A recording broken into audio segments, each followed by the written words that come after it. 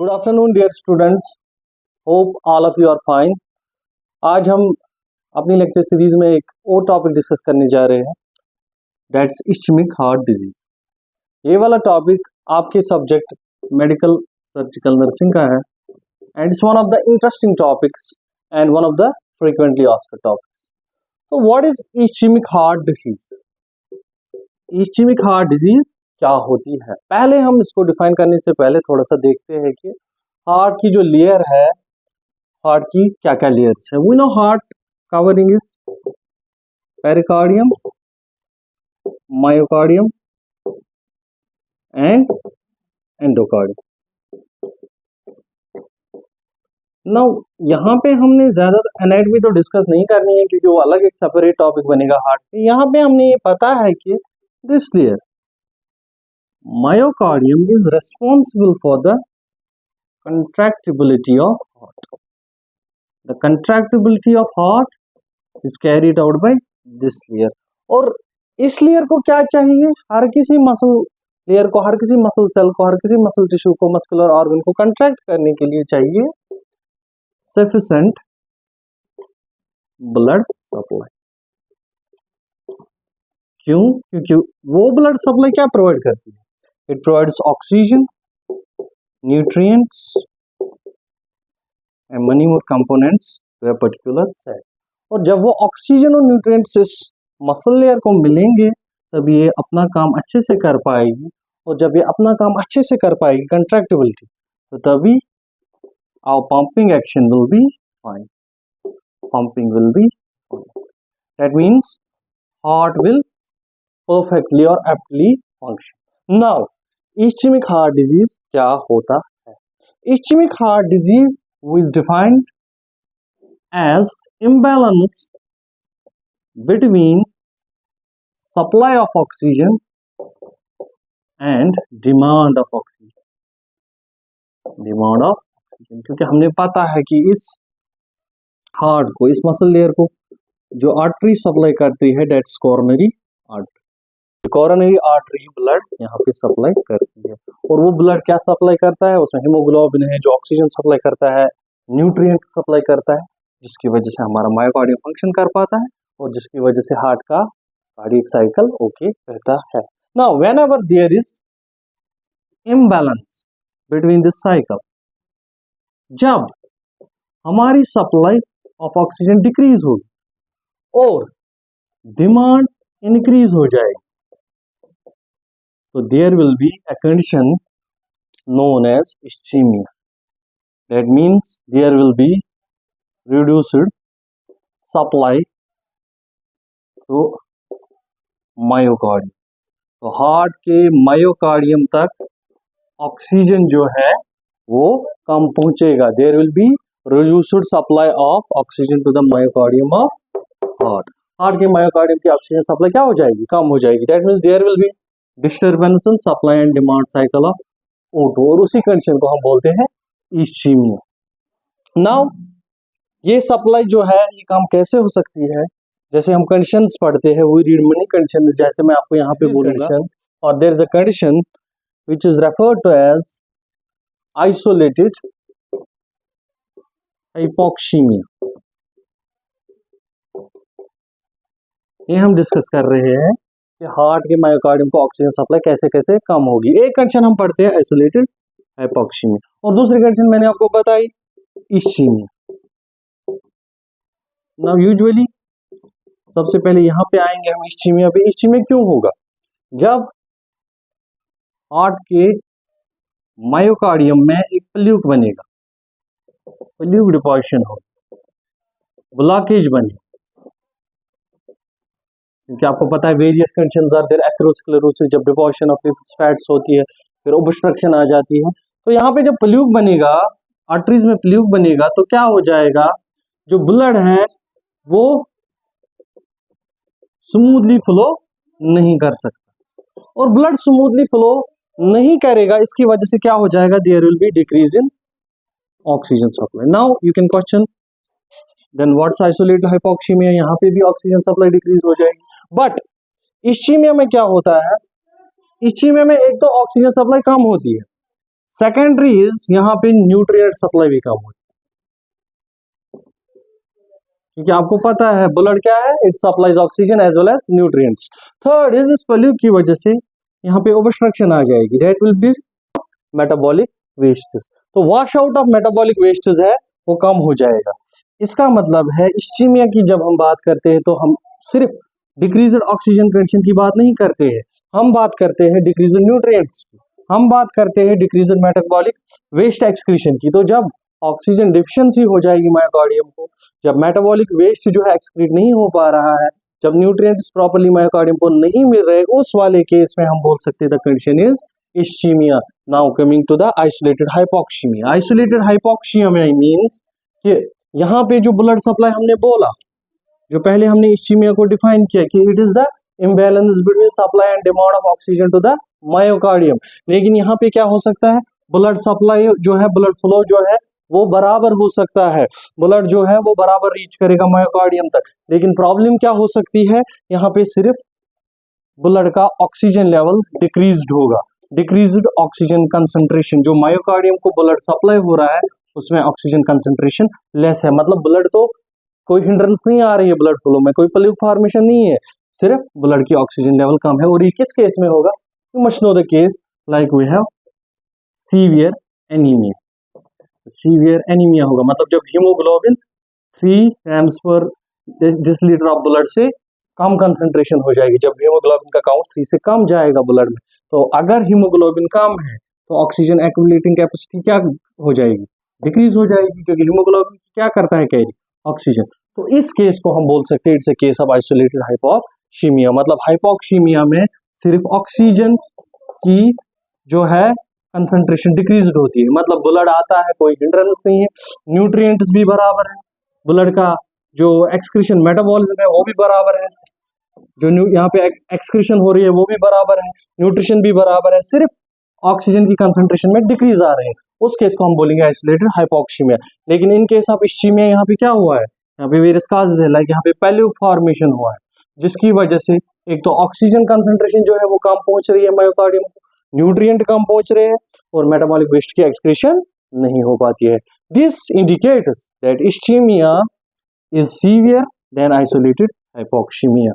And ischemic heart disease, they are a group of syndromes. Ischemic heart diseases are the leading cause of death in developed countries or industrialized countries. US और UK में leading cause of death है ischemic heart disease, जिसमें हमने आगे जाके पढ़ना है, it's not only this disease, it is a group of disease. इसमें हमने आगे जाके पढ़ेंगे angina, myocardial infarction, sudden cardiac death, बहुत सारी हम इसमें आगे जाके डिजीज और कंडीशंस पढ़ेंगे। Now coming to the causes of ischaemia, तो हमें कंसेप्ट मिल गया what are ischaemic heart diseases के, जब हार्ट के मायोकार्डियम को ऑक्सीजन सप्लाई, न्यूट्रिएंट सप्लाई कम मिलेगी due to plaque formation, due to obstruction, due to blockage, और जब ऑक्सीजन की डिमांड ज्यादा होगी और सप्लाई कम होगी।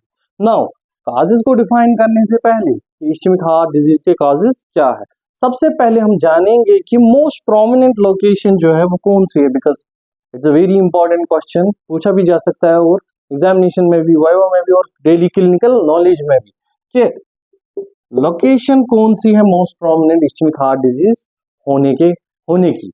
क्योंकि हमें पता है right ventricle as well as left ventricle, दोनों वेंट्रिकल्स को मायोकार्डियम सराउंड करता है, और वो दोनों वेंट्रिकल्स में मायोकार्डियम की अपनी एक blood supply.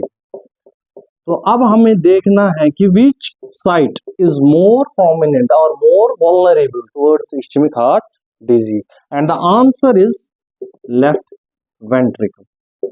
Common sense question, left ventricle is most prominent site for the cause of ischaemic heart disease. Why?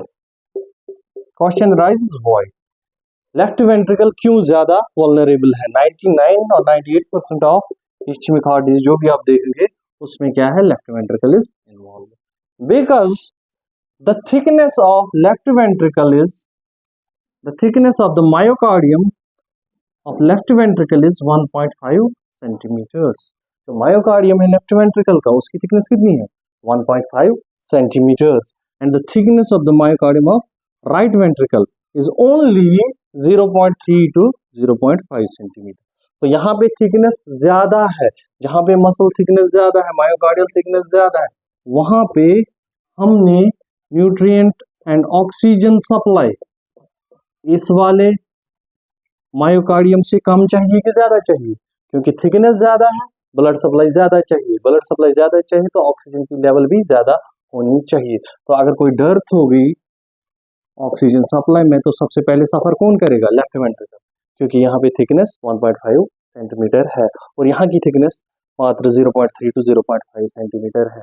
Now second point is जो लेफ्ट वेंट्रिकल होता है at the time of systole, cardiac cycle में आप पढ़ते हैं systole and diastole. तो at the time of systole when left ventricle contracts it shows more rapid और excessive contractions. जो लेफ्ट वेंट्रिकल है यहाँ पे जो कंट्रैक्शंस होती है वो ज्यादा रैपिड होती है, ज्यादा फास्ट होती है और ये ज्यादा स्ट्रैंगुलेट करता है अपने मायोकार्डियम को। When we strangulate something we have to apply heavy force. तो यहाँ पे स्ट्रैंगुलेशन, यहाँ पे कंट्रैक्शन ज्यादा है। अगर यहाँ का हम प्रेशर देखेंगे 125 मिलीमीटर ऑफ मर्क्यूरी, तो यहाँ भी कंट्रैक्शन पे कितना प्रेशर है? It's only 25 mm of Hg।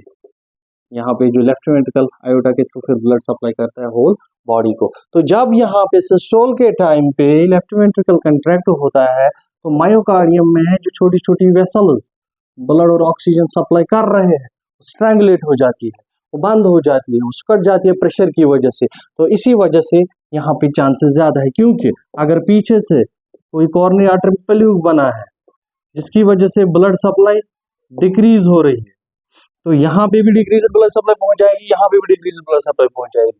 तो यहाँ पे उतना इफेक्ट नहीं करेंगे क्योंकि यहाँ पे स्ट्रैंगुलेशन नहीं है, यहाँ पे मायोकार्डियम कंस्ट्रक्ट नहीं हो रहा है ज्यादा, यहाँ पे कंस्ट्रक्शन ऑलरेडी ज्यादा है। जब कंस्ट्रक्शन ऑलरेडी ज्यादा है तो ब्लड सप्लाई क्या है? कम। ऑक्सीजन सप्लाई क्या है? डिक्रीज। तो इस वजह से लेफ्ट वेंट्रिकल बनता है ज्यादा prone to ischaemic heart disease. First is left ventricle is more thin, second is left ventricle has excessive pressure, it strangulates its own myocardium during the systole. And so if anyone talks about what is the most prominent, which ventricle is most vulnerable to ischemic heart disease, you will cite those reasons and see that it is left ventricle. So left ventricle is more prone to ischemic heart disease. That means जो left ventricle का load है, left ventricle has more work to do, increased work to do, क्योंकि इसको contraction ज्यादा करनी है, force ज्यादा apply करना है। और राइट वेंट्रिकल जो है इसको लेस वर्क करनी है in comparison to left ventricle, इसको कम कंट्रैक्शन करनी है, इसकी थिकनेस भी कम है। तो दैट मींस अगर इसकी इंक्रीज्ड वर्कलोड है तो इसका इंक्रीज सप्लाई होगा ऑक्सीजन का या ब्लड का with respect to right ventricle. तो यहाँ पे अगर ये ज्यादा कंज्यूम कर रहा है ऑक्सीजन, और हमने पहले ही बोला eight the time of diastole only इसको ऑक्सीजन मिल रहा है, तो जब भी कोई ब्लॉकेज होगी कोरोनरी आर्टरी में तो आगे जाके जब ब्लड की सप्लाई कम होगी या ऑक्सीजन की सप्लाई कम होगी, सबसे पहले या मोर प्रोमिनेंटली कौन सफर करेगा? That is left. सबसे पहले हम देखेंगे एथेरोमा फॉर्मेशन। आपने पढ़ा होगा एथेरोस्क्लेरोसिस, जब फैट डिपॉजिशन होती है on the walls of blood vessels, जब कोरोनरी आर्टरी में फैट डिपॉजिशन होती है तो उसकी वजह से जो ल्यूमेन है वो नैरो हो जाता है, और जब नैरो ल्यूमेन हो जाता है तो ब्लड के फ्लो में हिंड्रेंस आ जाती है। नाउ हम डिटेल में देखेंगे कि एथेरोमा जो होते हैं ये कैसे बनते हैं, इनका कंपोजिशन क्या है और इनके टाइप्स क्या है। दो टाइप के एथेरोमा बनते हैं या दो टाइप के जो है पल्यूक्स बनते हैं। First is unstable, stable and second is unstable. Stable को हम दूसरा नाम देते हैं फिक्स्ड पल्यूक और एथेरोमा।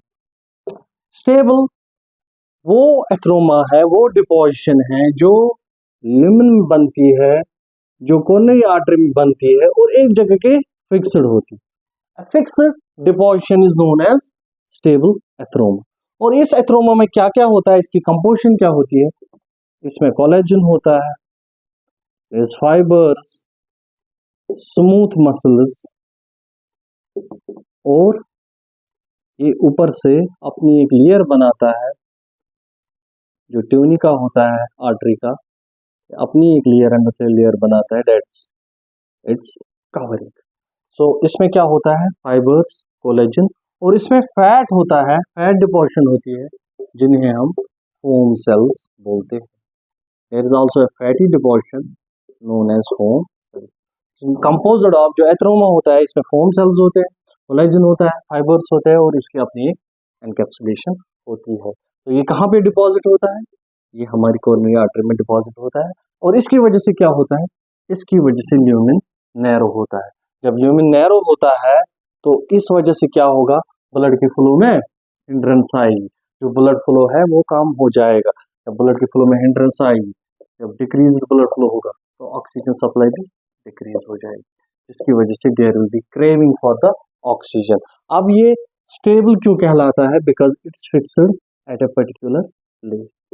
ये ग्रो तो हो सकता है लेकिन ये डिटैच नहीं होता है, ये फिक्स्ड होता है, क्योंकि यहाँ पे कोई वॉल डिग्रेडेशन नहीं होती, इरोजन नहीं होता है, और यहाँ पे नियोवेस्कुलराइजेशन होती है। यहाँ पे टाइनी टाइनी माइन्यूट नई सप्लाई होती है, ब्लड वेसल्स बनते हैं जिसको फीड करते हैं। और अगर ये स्टेबल एथेरोमा 70% ब्लॉकेज क्रिएट करेगा, if it create 70% blockage, then एक बंदे को एंजाइना होगा। एंजाइना जिसे हम हार्ट पेन बोलते हैं। एंजाइना, जब हम आगे बढ़ेंगे, स्टेबल अनस्टेबल एंजाइना क्यों होता है, क्योंकि जब ऑक्सीजन की कमी महसूस होती है मायोकार्डियम को, हार्ट जो है वो कंपनसेट करना बंद कर देता है, वो फेल करता है पंप करना, जिसकी वजह से हार्ट पेन होती है। So if there is 70% deposition of this atheroma, then a person will suffer from pain while doing activity। तो रेस्ट में पर्सन जो है वो पेन फील नहीं करेगा, क्योंकि रेस्ट में एक सफिशिएंट फ्लो है, सफिशिएंट ऑक्सीजन सप्लाई। जो ही इंसान थोड़ी सी एक्सरसाइज करेगा, अपने मसल्स को कंट्रैक्ट रिलैक्स करेगा, वॉकिंग करेगा, स्टेयरकेस चढ़ेगा, कपड़े पहनना शुरू करेगा या दौड़ेगा, तो क्या हो जाएगी, मायोकार्डियल ऑक्सीजन डिमांड जो है वो इंक्रीज हो जाएगी, लेकिन सप्लाई जो है वो यहाँ पे लो है बिकॉज ऑफ एथेरोमा। तो अपॉन एक्सरसाइज इंसान को क्या हो जाएगा, इंसान फील करेगा एंजाइना और हार्ट पेन। दूसरा है, अगर यही एथेरोमा 90% ब्लॉक्ड है, अगर ये एथेरोमा 90% ब्लॉक हो गया, इसमें ग्रोथ हो गई, तो रेस्ट पे भी इंसान को पेन होगी, क्योंकि इंसान का हार्ट जो है, मायोकार्डियम जो है, उसमें सप्लाई कम हो जाएगी और ऑक्सीजन डिमांड बढ़ जाएगी, जिसकी वजह से एंजाइना हो जाएगा। तो इसको स्टेबल क्यों कहते हैं, क्योंकि ये एक जगह रहता है, ये डिटैच नहीं होता है, ये थ्रोम्बस नहीं बनाता है। सो फर्स्ट इज स्टेबल और fixed atheroma, that is the cause of ischaemic heart disease. उसके बाद है अनस्टेबल, और उसके बाद हम इसके कैरेक्टरिस्टिक टाइप्स भी पढ़ेंगे नेक्स्ट लेक्चर में। Till then, goodbye, take care.